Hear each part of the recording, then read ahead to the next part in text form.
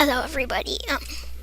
So today I'm going to show you how to use the terrain editor tool inside Roblox Studio.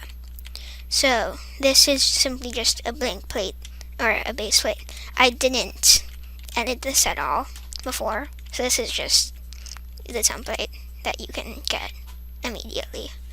And so the first thing that we're going to do is we're going to want to open up the terrain editor. And the way we do this is we can either go into this home tab, which you can see right up here, or we can do it in the view tab. And what we do is, if you're in the home tab, you find this terrain part and click the editor button.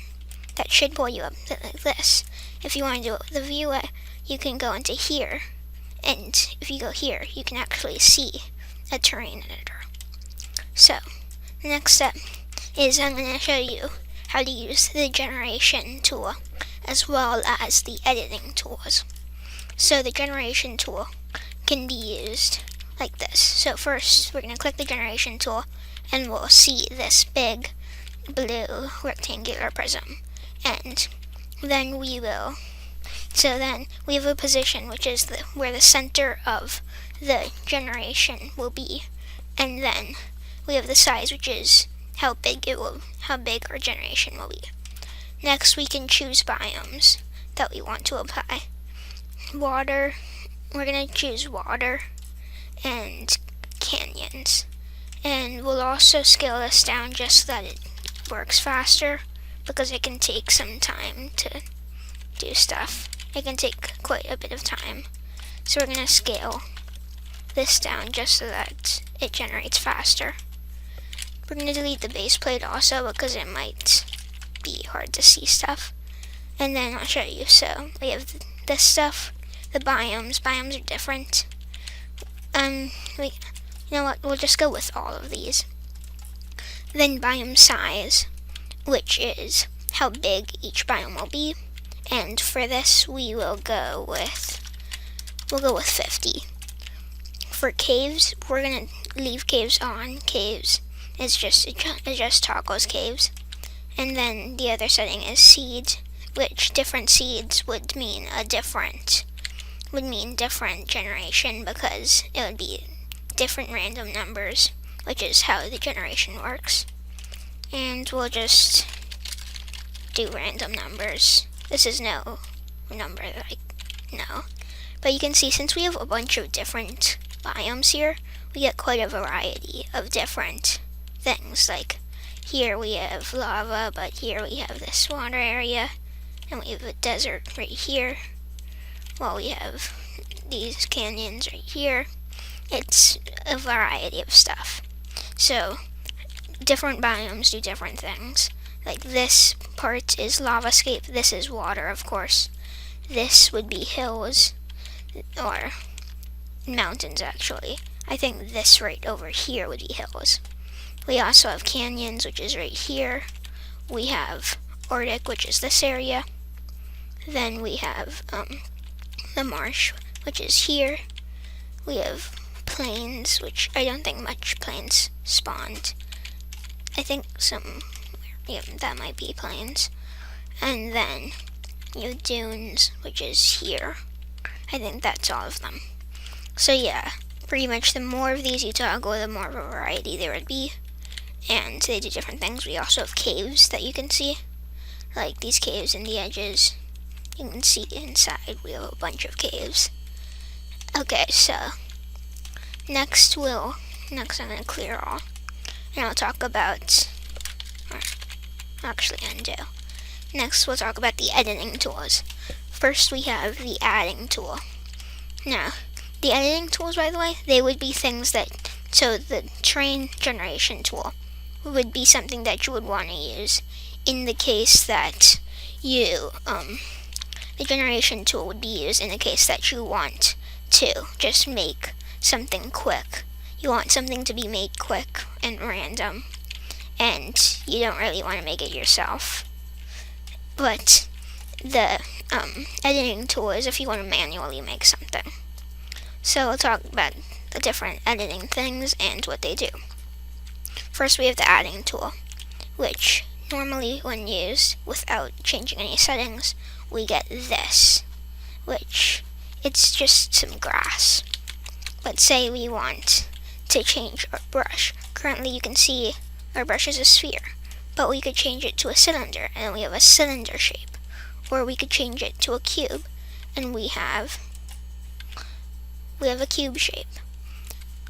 And that pretty much can be used to change. It's just the shape. Next we have our base size and our base height. Now we can say for this, you can see the larger one means a larger size, of course. And then we can make it tiny, and then we can get tiny stuff.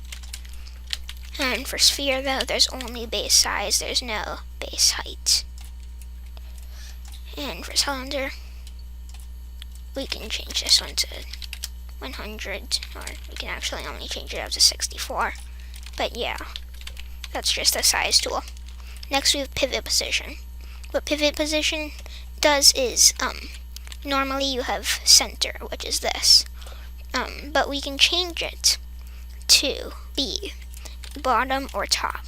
And what pivot position does is you can see that when we have center, our mouse is in the middle of our sphere. While if we were to select bottom, you can see our mouse is at the bottom of our sphere. Or if you were to do top, our mouse is at the top of the sphere. It's hard to see, but yeah.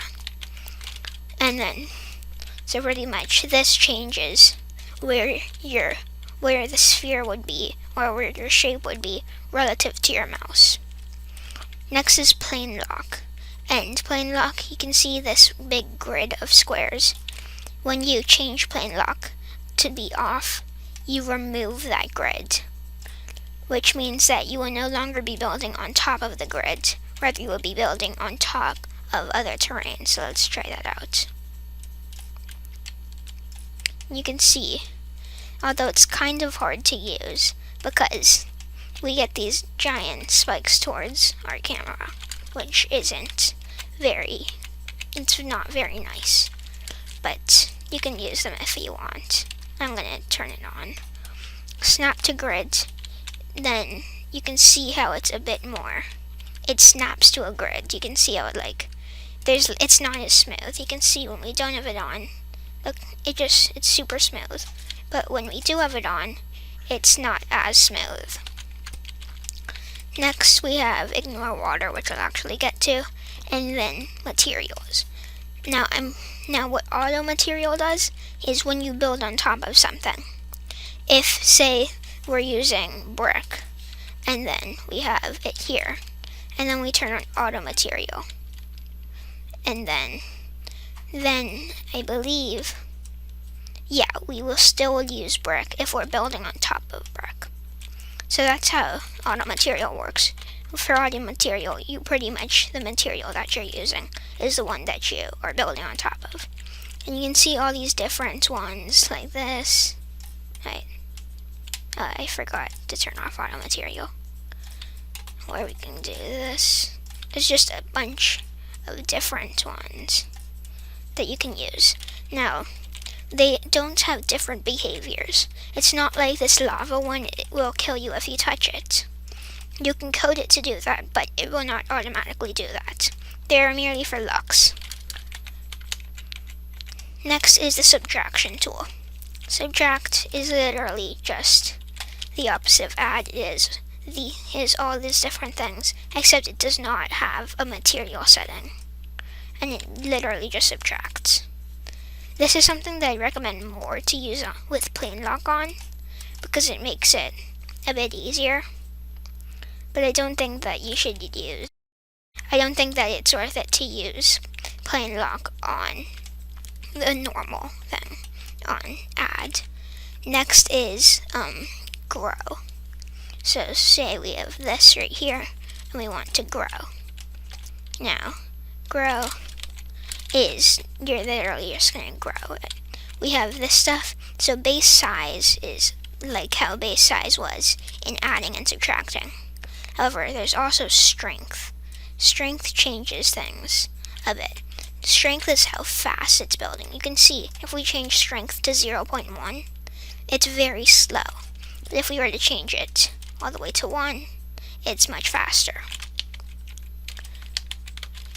Next, we also have pivot position, plane lock, snap to grid, and ignore water. Then we have auto material, which is something I also recommend using for this. Say we're a select glacier, but we're building on top of lava, it's automatically going to select lava instead. But if we turn it off, we have ice on top of the glacier, which doesn't, or we have ice on top of the lava, which doesn't really make sense. But yes, that's how it works. Next we have erode, which is pretty much the opposite, because erode is also, you can see, it literally is just the opposite of grow. It's everything that grow has, except it does not have a material settings tab.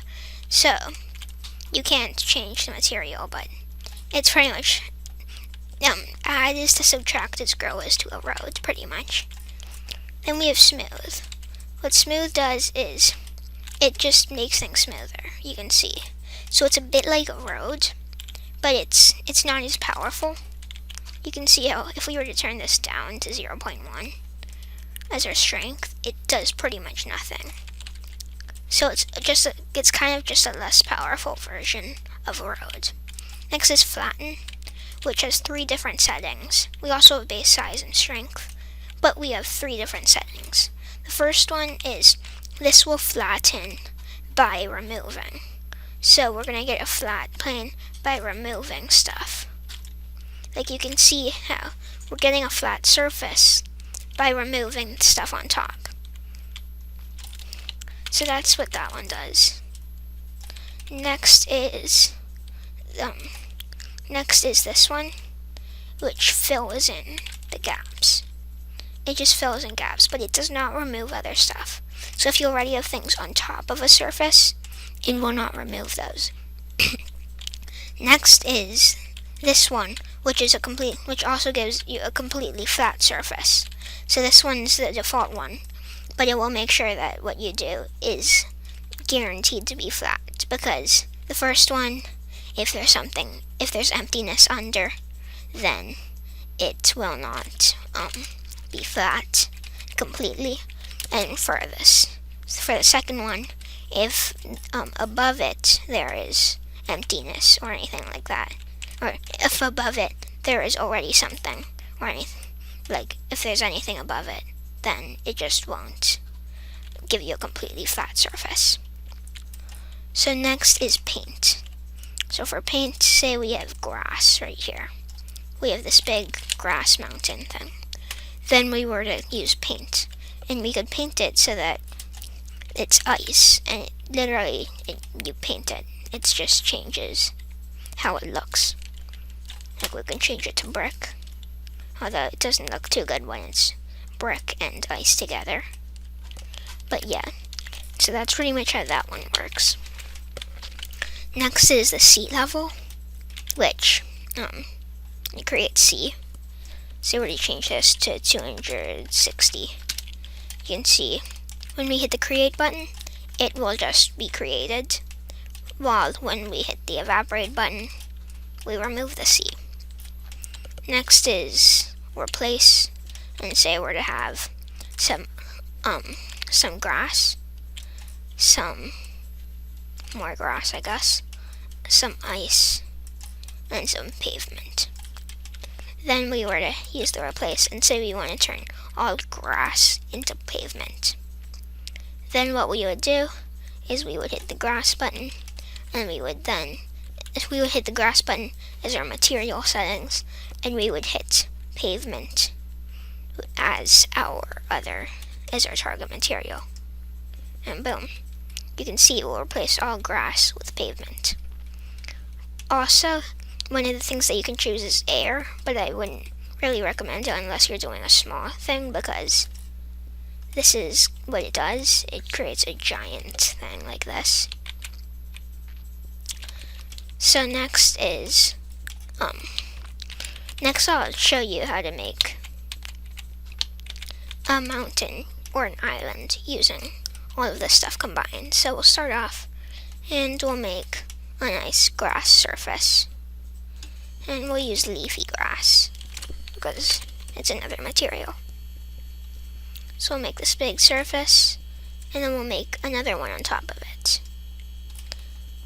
And then we can use the smoothing tool, and you can see it makes stuff smoother, which is really nice to make it look more natural. And then we can have it like that. Next we can change it so that we're adding down so that it looks like it comes from the ground. So we'll change it to like a 2 size. That way it's more like touching the ground than it was before. So we'll just add in that. Oh, I have snapped to grid on. It's fine. Next we can say we will use some grow to make a bit more leafy grass, and we'll turn off the power. We'll turn it down to 0.3, and we'll just, it's kind of like smoothing, but it's not too much like it.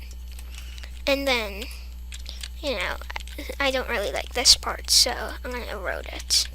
Although that's a bit too powerful. We'll go down here, and we can erode it like that. It's really nice. And then I want to make it fully flat at the top.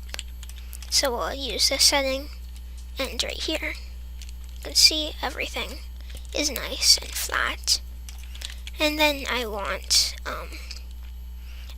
some cobblestone here at the top, like a path. Or actually, let's go with ground.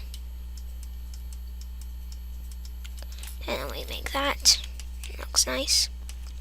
And then we'll also add some sand around the edges, like a beach or a shore.